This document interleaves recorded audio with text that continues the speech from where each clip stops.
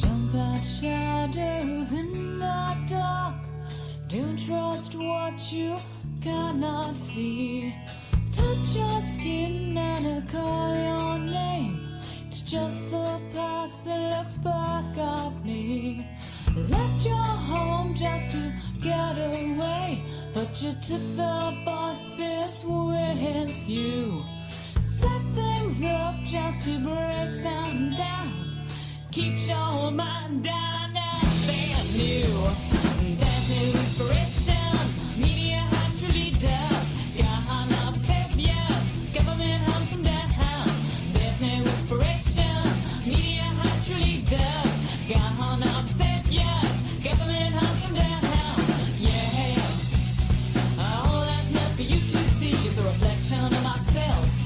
All that I've been been taken by someone else. Taken by someone else. Taken. Yeah. Watch out for TV, high on dope. My knives are Lucy reruns.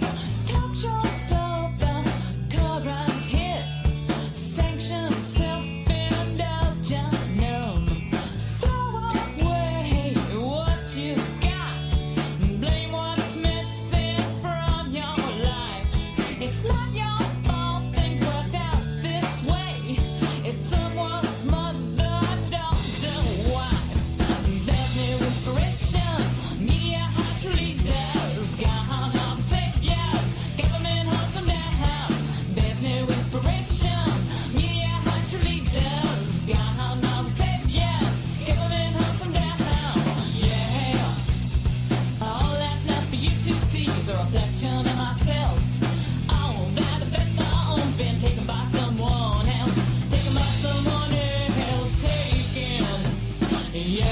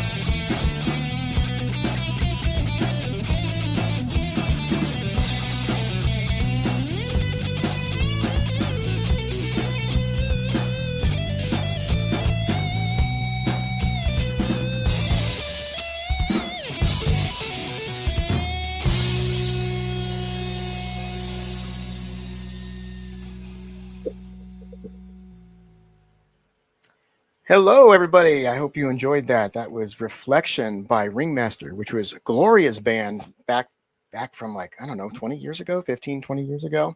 So I hope you enjoyed that. And YouTube, just so you know, we did have permission to play that song because the person who owns it is right here. This is Gloria Guillo. Hi, how are you doing? Good. So, Hi, Jayme. Thanks for putting that together. Yeah, YouTube might give us some crap for using that, but I think we should be okay because you're right here. The person who was singing in that song, so we should be all right. Okay, so everybody at home, what you're watching here today is Left on Left. We have two guests today to talk about Nicaragua, and we are going to be recording about a 1 hour show for the radio, and Gloria is going to be hosting that show. So I'm going to jump out and let Gloria take it away. But before we do that, let me go ahead and bring on our guests and our resident expert, Jayme Kuzmarov. How are you doing, Jayme? Good to see you. Great. How are you? And our guests today are Stephen Sefton and John Perry. Yay, so, we got everybody. Everybody's here. And Great, good to see you guys. I'm going to hand off to Gloria, and she's going to start running with the radio show. There will be a warning when there's about 10 minutes left, and then I'm going to put up a wrap it up sign at the very end when it's time to wrap up the show. And so when you see that, just finish your thought, and then Gloria is going to carry the show out to the end at that point. And then you can stick around after that. After we wrap up the show, you can stick around. I'll jump back on because we'll still be live on YouTube, but at the wrap sign, that's when it means we're done recording for the radio. All right. So, Gloria, it's your show now. Take it away. Hey everyone, welcome to Left on Left, where the left critiques itself and laughs out loud to keep from crying. I'm Gloria Guillo, a former administrator in New York City government, an investigative journalist, vice chair at WBAI Radio, and a co-founder of Green Renaissance Sovereign Rights Movement, a group so left it's right on. I'm joined here today by a resident expert, Jayme Kuzmarov. Jayme is a professor at Tulsa Community College, a historian, investigative journalist, and managing editor of Covert Action Magazine, an online magazine that focuses on CIA and deep state activity. Our producer and engineer is Jayme CheeseSlice. The opinions you hear are ours and that of our guests, not those of WBAI, the Pacifica Foundation, or the Progressive Radio Network. This content is intended for information and educational purposes only and should not be interpreted as professional or medical advice. Listeners should form their own opinions. This presentation is not intended to incite, promote, or encourage any discriminatory or illegal activity. Today's show, we are joined by two journalists living in Nicaragua, Stephen Sefton and John Perry. They are here to tell us about the U.S. government's weaponization of human rights organizations and its impact on the people of Nicaragua. Yes, folks, human rights organizations have become another regime change tool like U.S. aid. Nothing is sacred when greed is good. But first, it's important to understand that the U.S. doesn't seek regime change to help people in developing countries. It conducts regime change operations and imposes sanctions to advance geopolitical goals and facilitate unobstructed U.S. corporate plunder. While the concept of human rights sounds good, the CIA cutout organizations are rotten to the core. They selectively omit information that supports the egalitarian activities of targeted governments and instead sugarcoat the activities of its opposition, which constitutes traitors, regime change operatives, and criminals who commit violence against community members and law enforcement and engage in property damage against public facilities, including radio stations, schools, and medical clinics. The CIA routinely isolates its given target from any community that would defend it and plays to diverse audiences. So a leader is negatively portrayed to the left one way and to the right another. The U.S. government misinforms the left that leaders in countries it wants to overthrow are anti-democratic authoritarians and dictators. This lie is repeated by alternative media that's funded by CIA-connected foundations, such as Tides, Ford, Carnegie, Rockefeller, and Open Society. For example, Democracy Now!'s coverage on Nicaragua is so badly biased, it could be considered the State Department's mouthpiece. In some ways, the right are easier and cheaper to fool. They are simply told that a targeted country's leaders are communists or socialists and against freedom, and this always works. Since U.S. Americans are intentionally ignorant about various economic systems, they believe corporate tools like Joe Biden and Bernie Sanders are actually socialists. Keep in mind that freedom in the U.S. is really reverse socialism. The U.S. government is free to routinely bail out banks and corporations, but subjects the middle class to rugged capitalism with declining wages, unaffordable health care, and high interest rates that ensure bankruptcies and foreclosures. While the U.S. has the largest prison system in the world per capita, we are told that people in targeted countries live in fear of arrest and have no rights, and their electoral system is a sham. We are told people in targeted countries have no accessible education, healthcare, or housing, or modern roads or clean drinking water. But when we visit or live in targeted and sanctioned countries, such as Nicaragua, we realize that we are told lies and understand that North Americans are the most propagandized people in the world. In Nicaragua, we witness free healthcare for all, numerous public housing and infrastructure projects, the giving of land titles and microloans to its people, and an electoral system that puts ours to shame. For more on this topic, check out my December 6, 2021 article on the Nicaraguan presidential election. It's in Covert Action magazine under my pen name, Lauren Smith. Let's start off with John. Please tell us about your recent article in the Gray Zone and in Covert Action magazine. Perhaps Jayme can post them now. Thank you. Thanks, Gloria. I'm John Perry. I'm from the UK originally, but I've been living in Nicaragua for the last 22 years. And importantly, like Stephen, who's going to be speaking as well, we were both here in 2018 when the violent coup attempt occurred.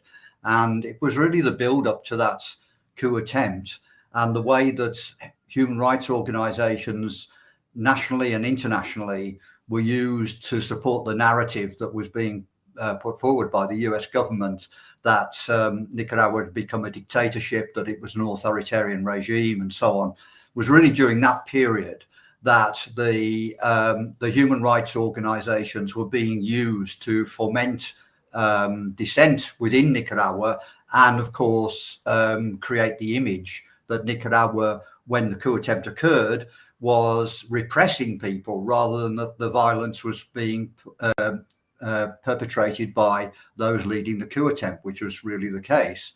So, of course, since 2018, that narrative has been strengthened. It's become the narrative in the corporate media internationally, in New York Times, Washington Post, The Guardian, BBC, National Public Radio.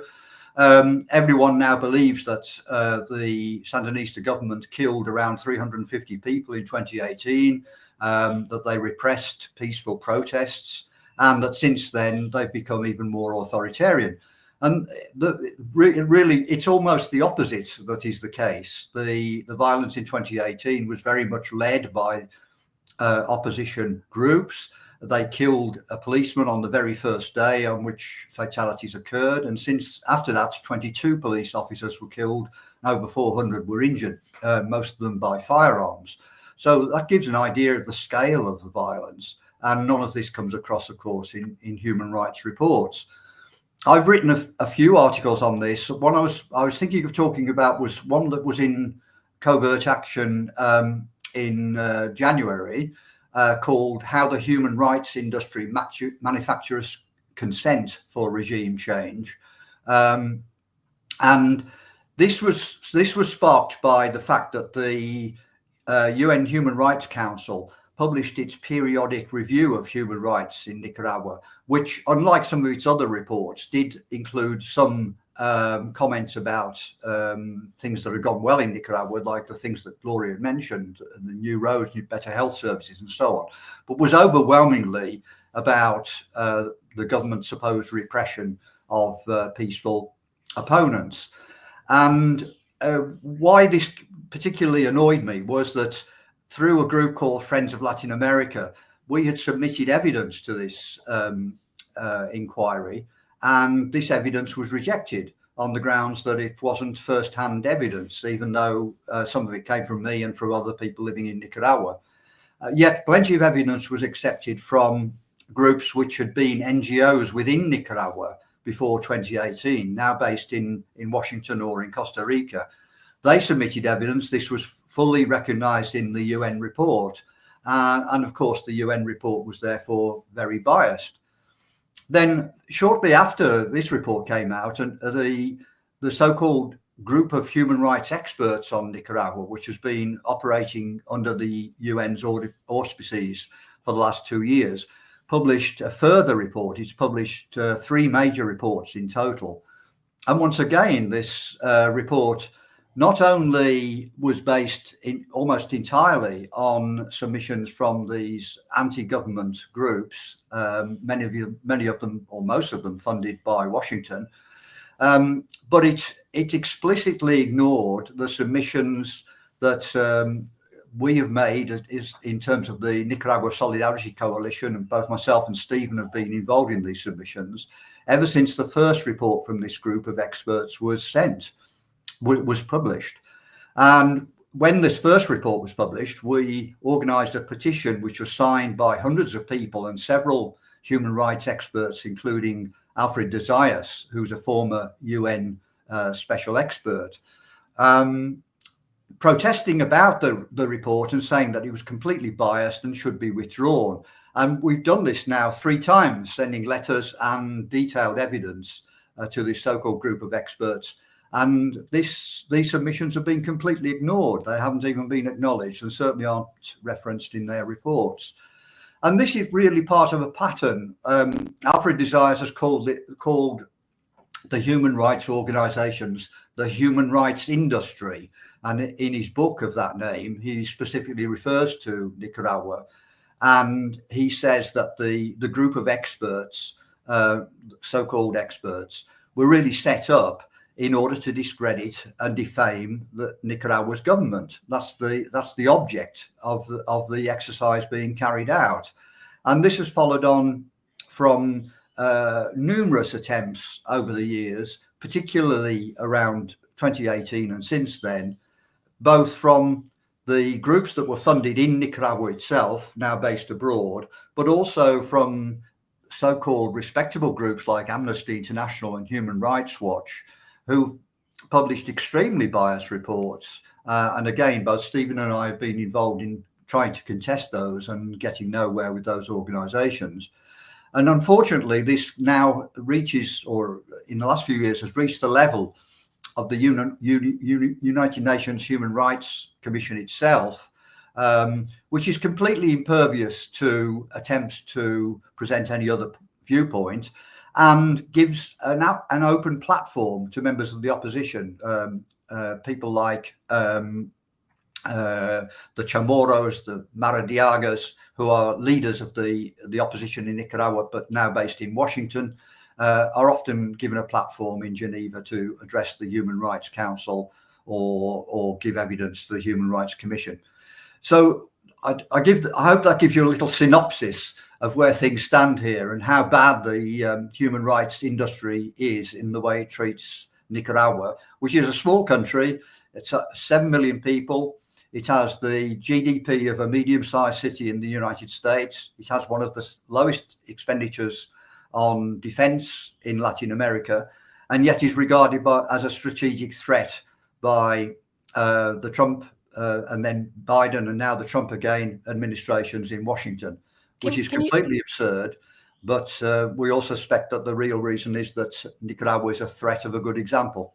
Can you tell us a little bit about the Chamorros? Who are they? And what's their relationship to Nicaragua? What's their relationship with Somoza? Could you give us a little bit of history? They have a history with the CIA as well, no? And Stephen, join right in if you'd like, please.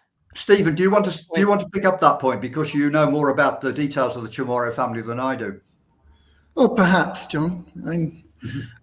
So the Chamorro family are one of the handful of oligarch families in Nicaragua who've run the country certainly since independence and from Spain back in 1821. And they and their liberal party counterparts, the Chamorros, are associated with what used to be the Conservative Party here. And all through the 19th century, there was a struggle for power between the Chamorros and other leading families in Nicaragua. Emiliano Chamorro, back in the days prior to Sandino, around the time when the Marines invaded Nicaragua in 1912, he was one of the leading conservative figures supporting the US intervention in the country, and his family have always been anti-Sandinista in the sense as a family, because some individual members of the Chamorro family did indeed take part in the insurrection against the Anastasio Somoza dictatorship. And for example, Carlos Fernando Chamorro was the editor of Barricada, the revolutionary newspaper of the Frente Sandinista, all through the 1980s.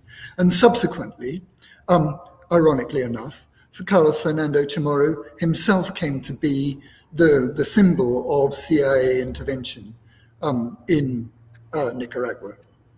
And he runs a media outlet called Confidencial, which is, although it's always been funded by USAID, is always referred to by international disinformation media, the mass media in North America and Europe, as an independent media outlet.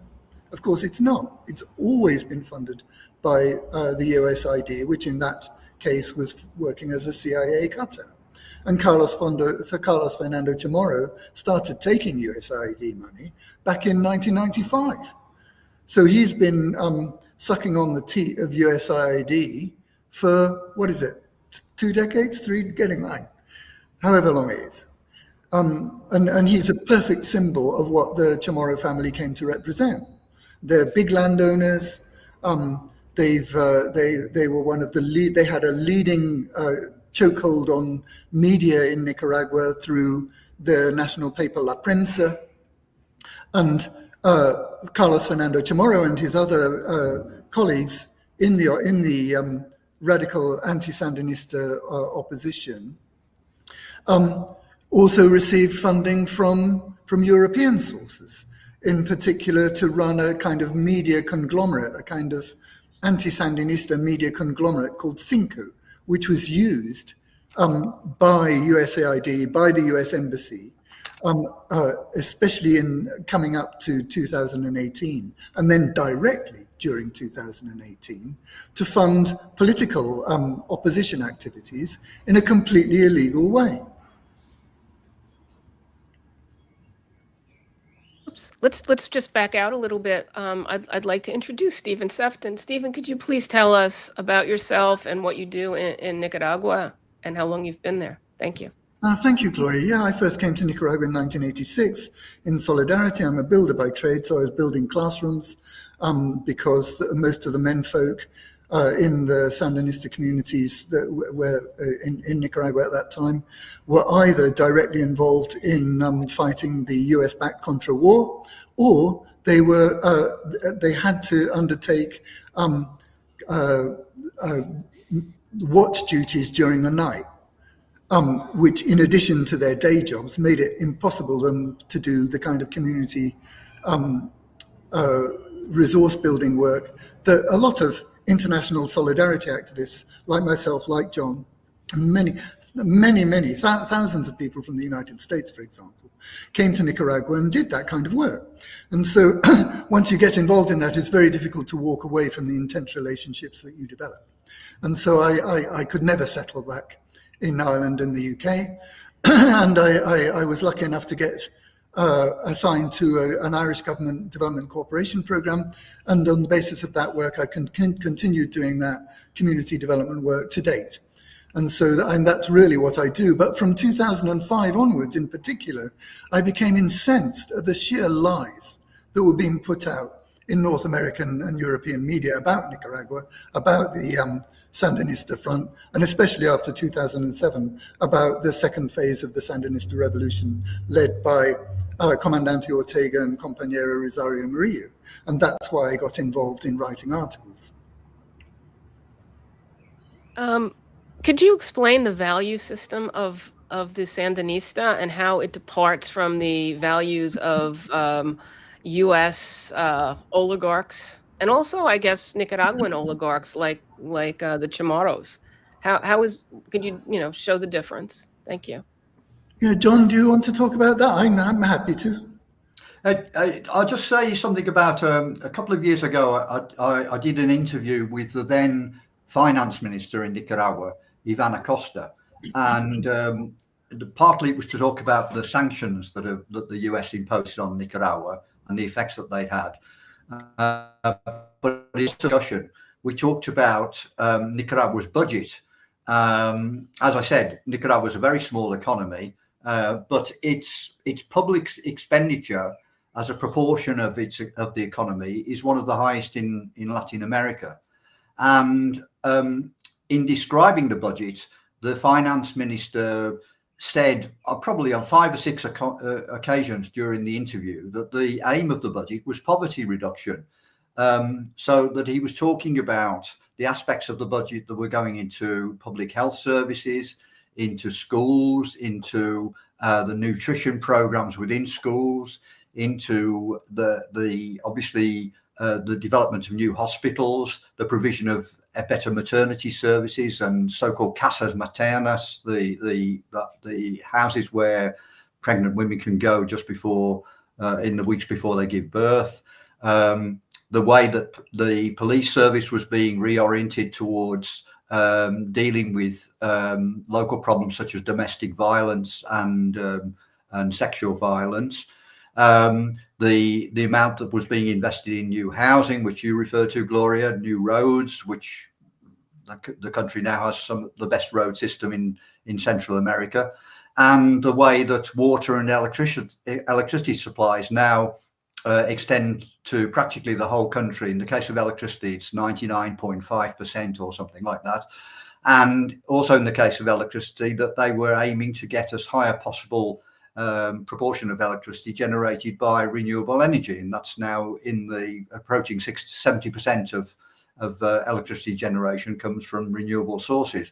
So in talking about the budget, this was all of his priorities being exposed. And as someone familiar with budget making in the UK, I found it quite amazing, because if you talk to the Chancellor of the Exchequer in the UK, even though it's now got a Labour government, she would start talking about the fiscal deficit, the trade balance, all of these sort of economic issues. And I don't suppose she'd even mention poverty reduction. So it was quite an eye-opener having this conversation. I think it's illustrative of the priorities of the Sandinista government, and that's perhaps a response to your question, Gloria. Can I add something to that? Sure, thank you. Yeah, and I think what John's just explained is the difference between the neoliberal vision and a person, a vision focused on the human person. And since the Sandinistas program is based on their historic program of 1969. And in that historic program of 1969, they explained to Nicaragua's people what they proposed to do should they manage to achieve revolutionary change in Nicaragua. And that program included all the kinds of things that they are now able to carry out. And equality for women, and Nicaragua is the most gender equitable society in all of Latin America, and it's the 6th most equitable society in terms of gender in the world. They've guaranteed rights to the ethnic minorities on Nicaragua's Caribbean coast, the Mayangna Mosquito Indians, the Rama Creole community, or the Afro-descendant Garifuna community. Those people's rights are now guaranteed in the reformed constitution. And so what John was talking about in terms of the focus on poverty reduction seems to me to confirm that the historic program of the Frente Sandinista from 1969 was focused on the needs and aspirations of the human person and of the families of Nicaragua. And that is a very strong focus of the Nicaraguan revolution. And you can see it reflected in practically everything they do. And it's very, very strong contrast to the kind of narrow neoliberal vision of that you see in North America and Europe, where people's rights to their basic rights to education, to healthcare, to a secure environment, to a safe environment, to a clean environment, are being violated more and more practically every day by, under their current government. So that's one of the reasons why all those governments, the US government and its European allies, hate Nicaragua. Because as John said earlier, Nicaragua offers the threat of a good example that they can't stand. And what is the level, would you estimate, of popular support for the Sandinistas and the Ortega government? Well, the latest census, the latest opinion polls, they're regular opinion polls, practically quarterly, carried out by a very well-respected, regionally prominent polling company called M&R Consultores. And their last poll And consistently, this has been the case consistently certainly since the year after 2018.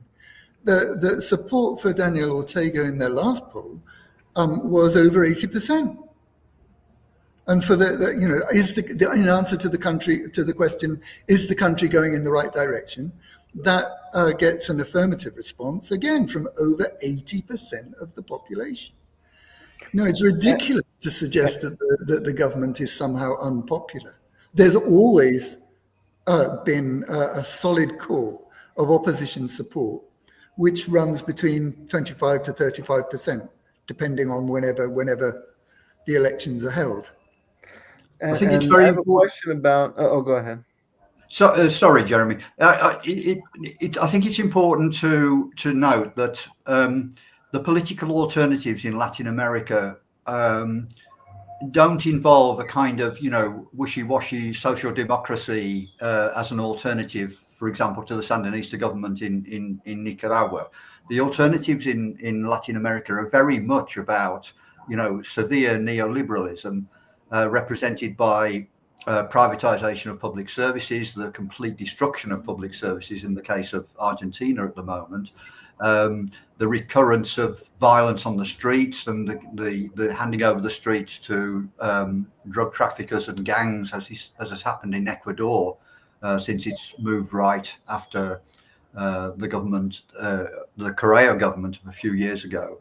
And Nicaraguans are well aware of this because this was the situation in Honduras until the recent election of Xiomara Castro, who is struggling to dominate these neoliberal tendencies that have been rampant in Honduras since the US-inspired coup that took place in 2009.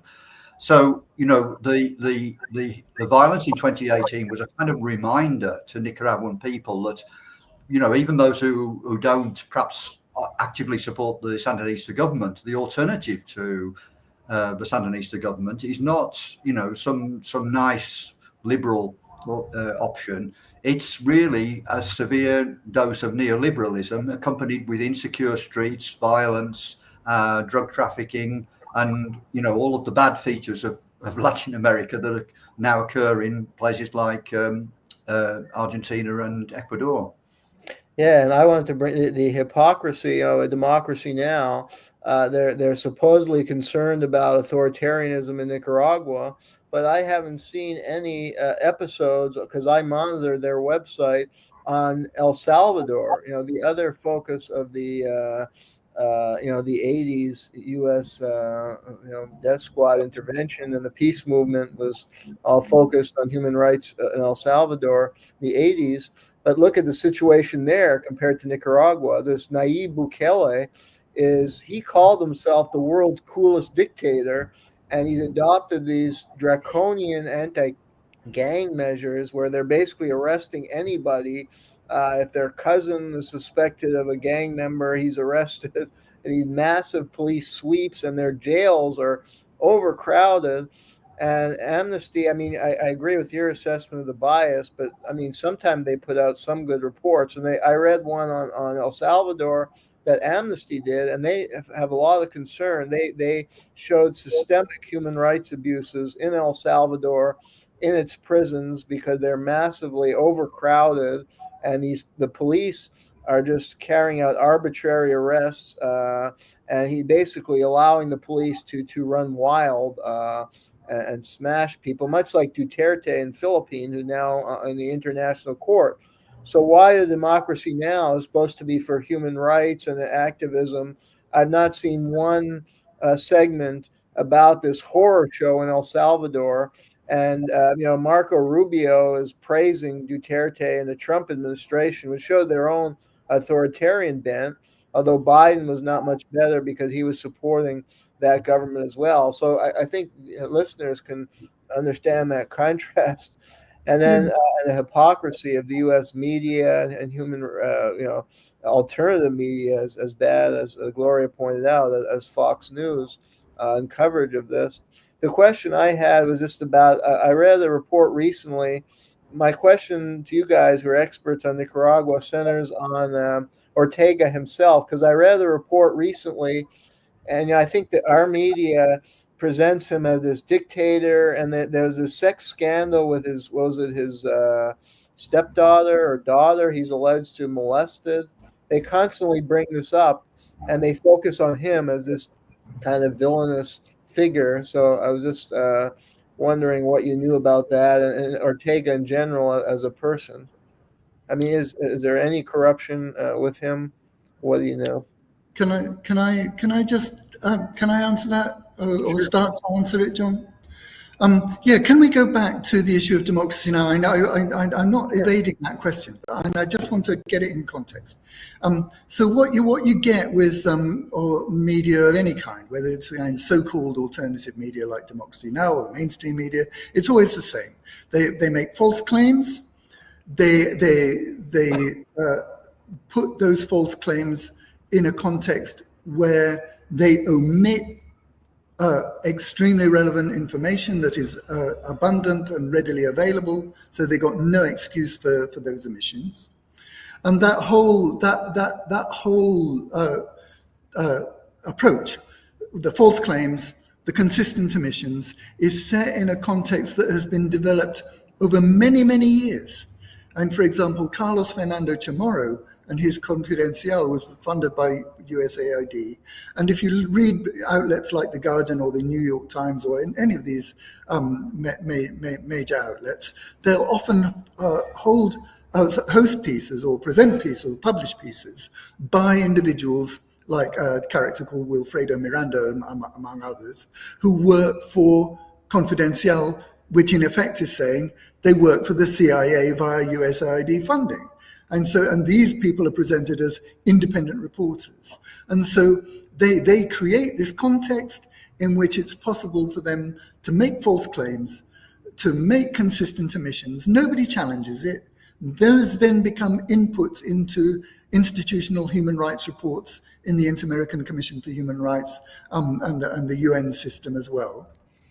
And that's the context in which they make these claims against Ortega. And that claim about Ortega having had improper sexual relations with his stepdaughter, that was made.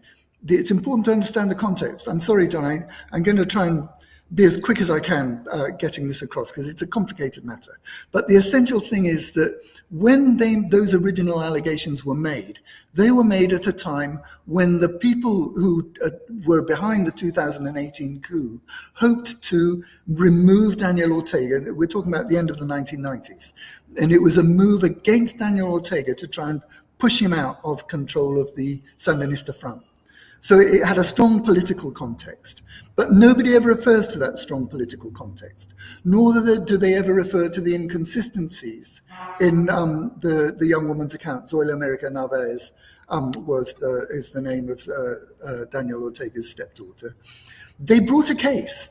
She and her legal team brought a case, but they brought it deliberately in a way that made it impossible to beat the statute of limitations.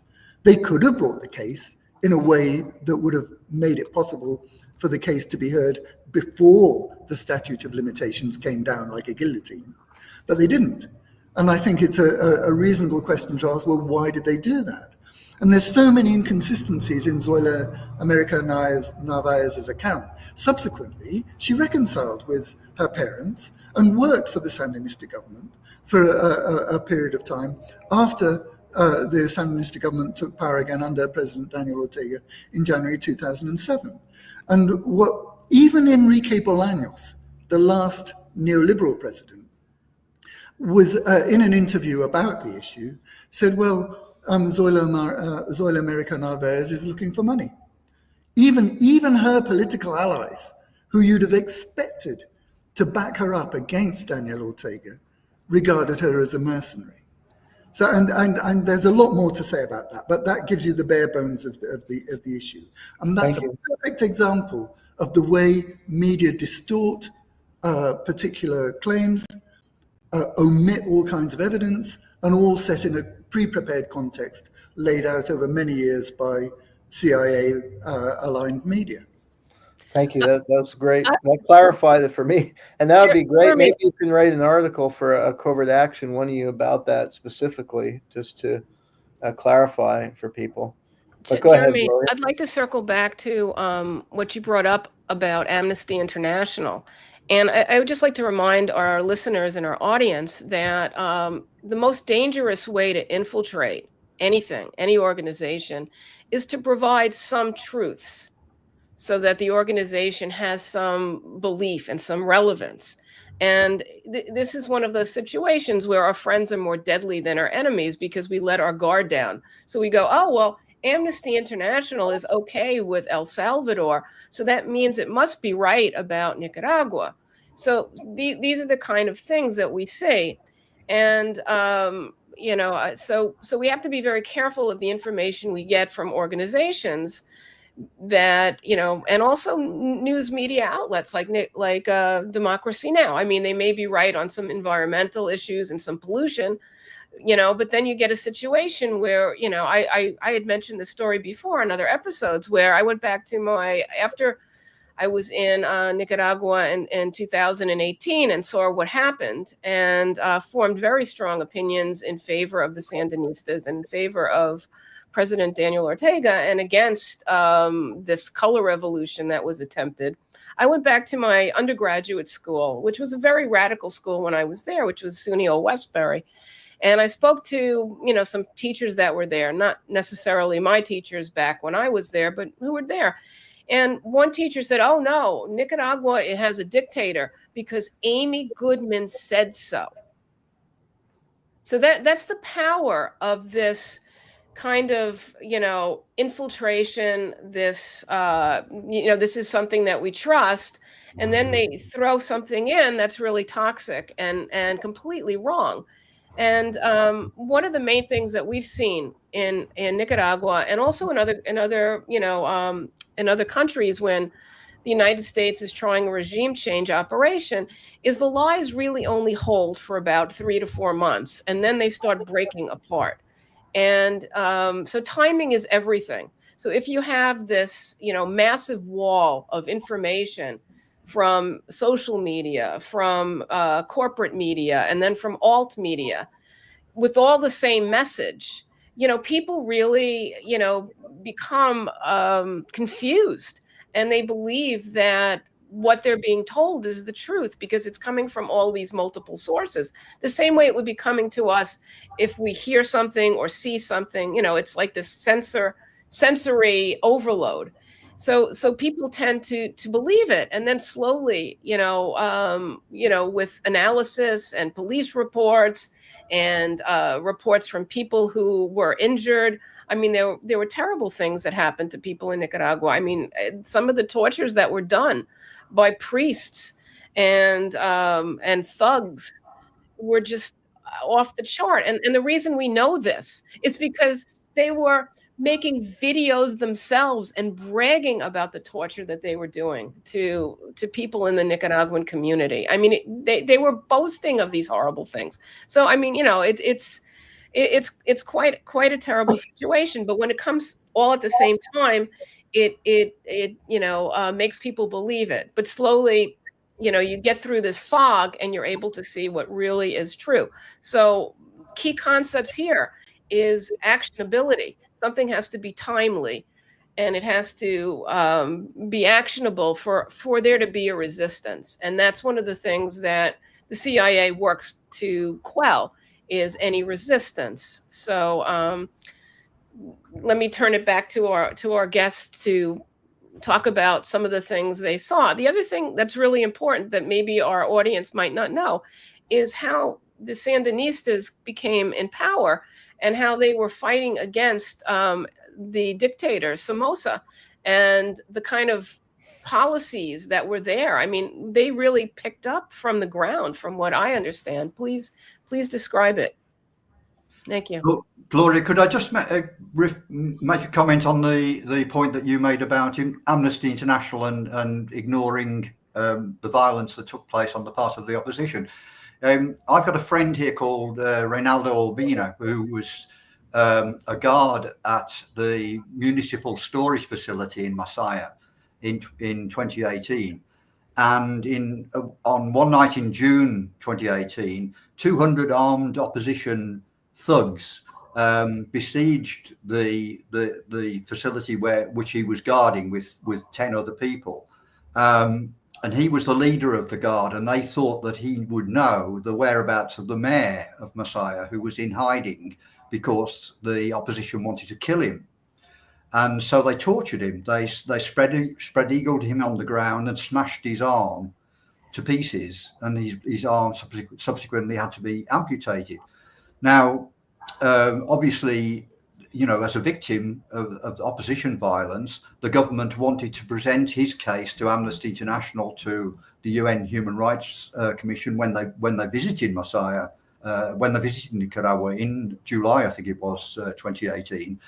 And none of these bodies wanted to talk to this guy who'd suffered this extremely drastic and painful torture, and obviously it's affected his life ever since.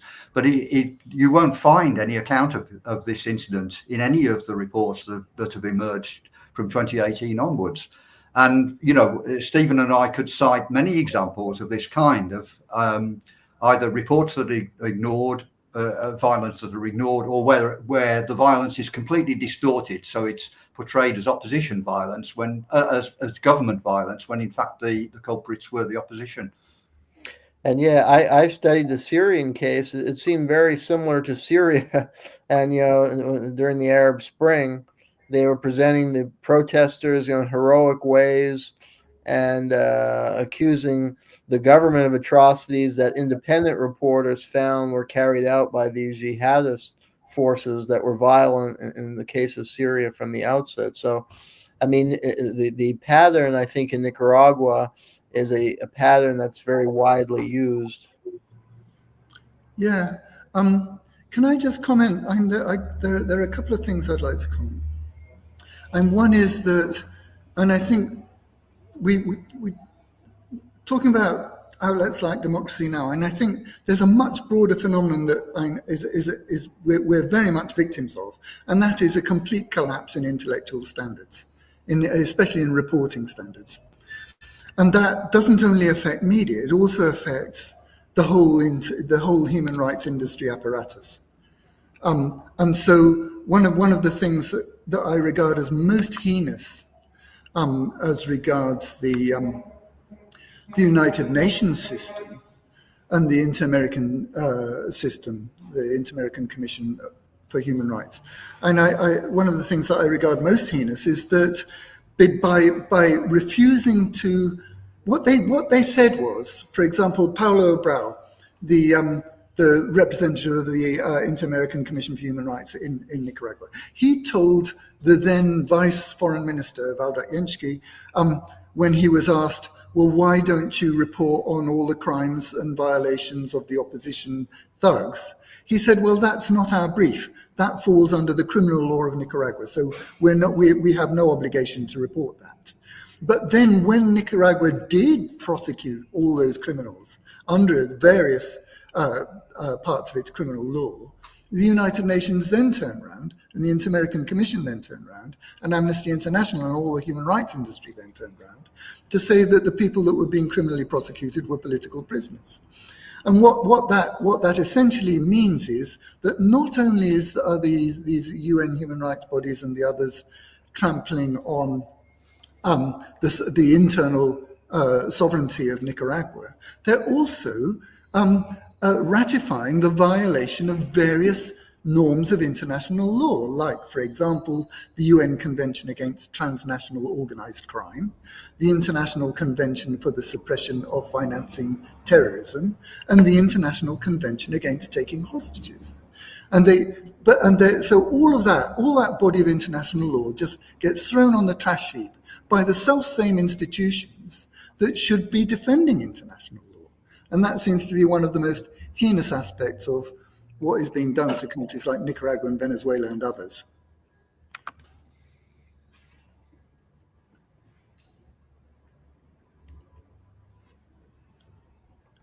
I think we can't hear you. Can you unmute your mic, please? Stephen, you and I are both familiar with a character called Medada Mairena, who was one of the most violent organisers of the Right. coup attempt in 2018. And he organised attacks on police stations, one of which resulted in 5 people being killed and 9 being kidnapped, and a whole series of kidnappings and violent intimidation, which you catalogue, Stephen.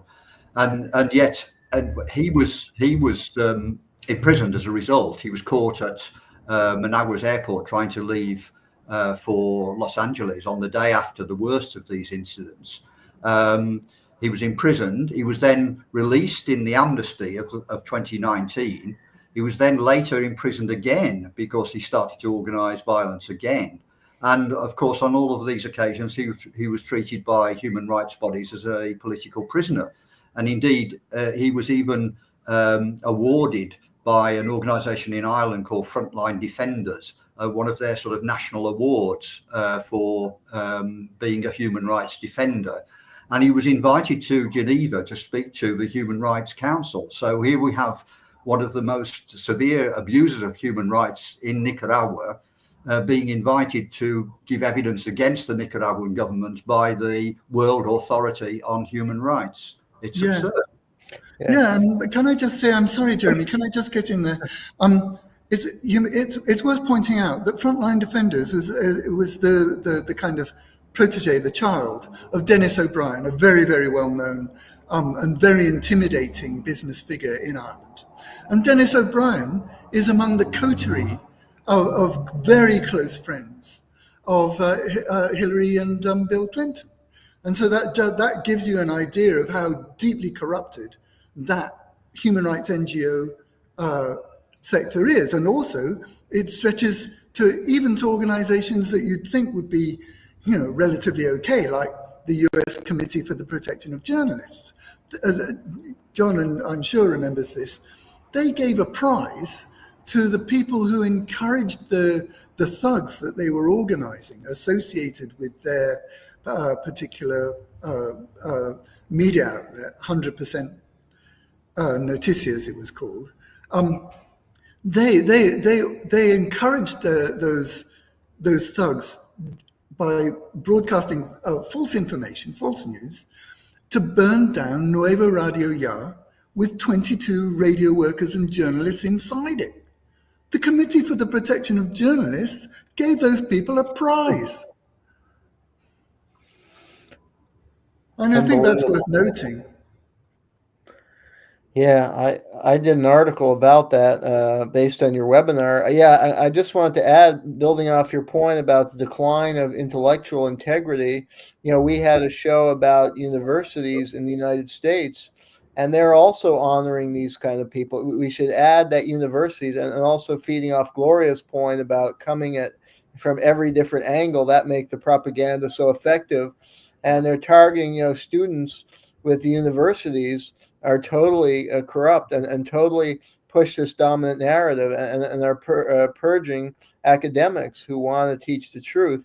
And we've had at least one episode devoted to that. And they're giving awards to these kind of people that you're describing too, and appointing them as distinguished professors. Like they appointed Juan Guaido, the terrorist in Nicaragua and in Venezuela, was appointed as a distinguished faculty at one of the Florida universities. I did an article about that.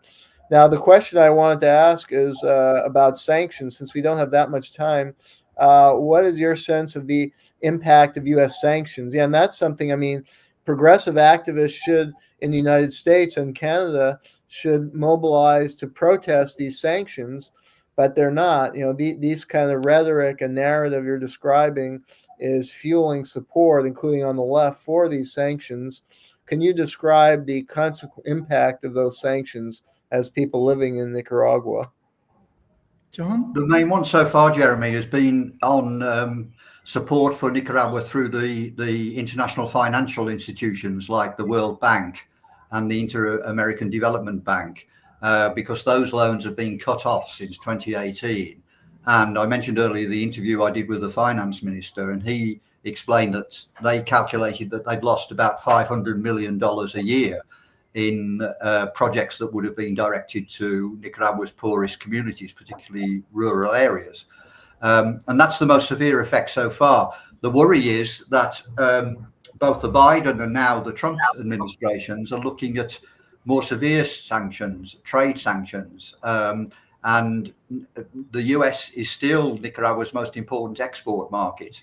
And so any attempt to exclude Nicaragua from the regional trade agreement could have a severe impact on Nicaragua's economy. And that is why, of course, Nicaragua is trying to diversify very rapidly in terms of its exports, aiming to export more to China and to other places.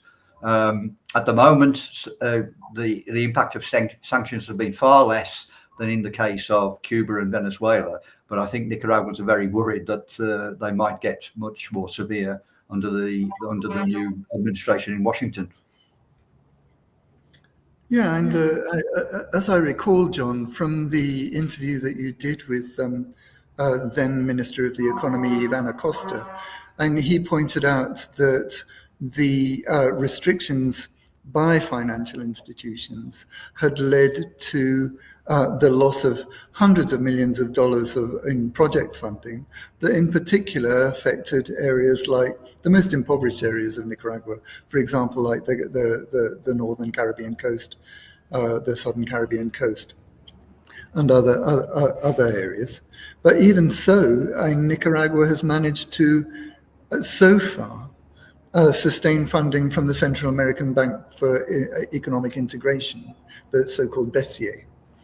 But now the Dante Mossi, who used to be the director of that bank, has his period's up, and I think it's a woman from Honduras. Is that right, John? Who's taken over, and she's extremely hostile to Nicaragua. So we run the risk of possibly losing one of our most important sources of project financing as a result directly of US pressure. And you can see this reflected too in the way that the Central American integration system process has been put on hold. It's currently suspended at the moment, effectively, because the other countries, not Honduras, but the other countries, El Salvador, Guatemala, Dominican Republic, and Costa Rica, are refusing to ratify Nicaragua's right to the pro tempore administrative control of the CICA process. And that's another way that the United States puts pressure on Nicaragua, because that affects Nicaragua's ability to coordinate effectively with its neighbors. It's worth mentioning that there's an article in the Grey Zone that I did, I think might be in the chat, on the attack that took place by the US on the then president of CABE, the regional bank. And, it was unsuccessful. But as you said, Stephen, there's now a new president. She's actually Costa Rican. And I think she's finding it difficult to restrict loans to Nicaragua because of the terms on which the bank was set up, because it was jointly founded by the Central American governments. But even so, US pressure to restrict its lending to Nicaragua will continue. And they're explicitly targeting projects that are aimed at Nicaragua's poorest communities. As you mentioned, hospitals in the North Atlantic coast, projects to assist people living in the so-called dry corridor, which is the part of Nicaragua most affected by climate change, and projects to extend water supplies in Nicaragua are all under threat. And so, the idea that sanctions are directed at the government is absurd. The sanctions are directed at Nicaragua, who obviously voted for the wrong government in the eyes of Washington. Stephen and John, we're kind of running out of time at this point. Can you please tell our audience how they can follow your important work and financially support your efforts? John? Well, if you go to the Nicaragua Solidarity Coalition website, just put that into the search box and you'll find it. You can support our work financially and also keep track with news and information from Nicaragua. and look up our articles in Covert Action magazine and other sources of reliable information.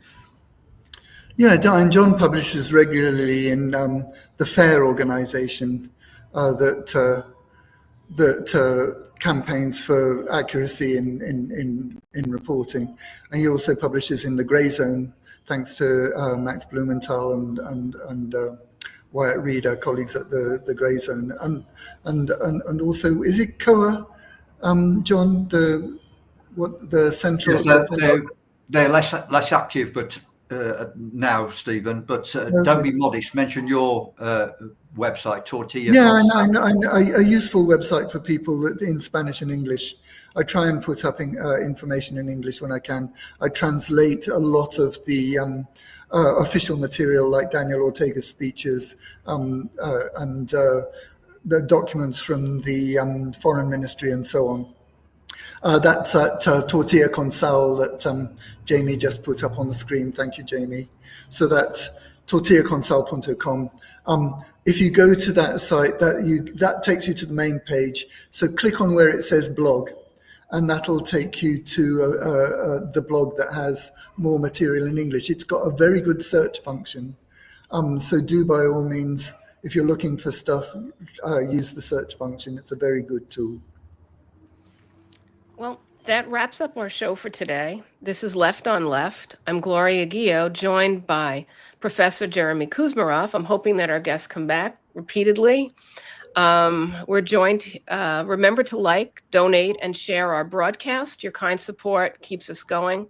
Thanks for tuning in. Hope to see you next week. Thank you very much, Gloria. Thank you, Jayme. Thank you. Jayme. Thank you. It was very enlightening to hear from you guys. Thank you. So is that all right, Gloria? Yes, we're still live. We're still live.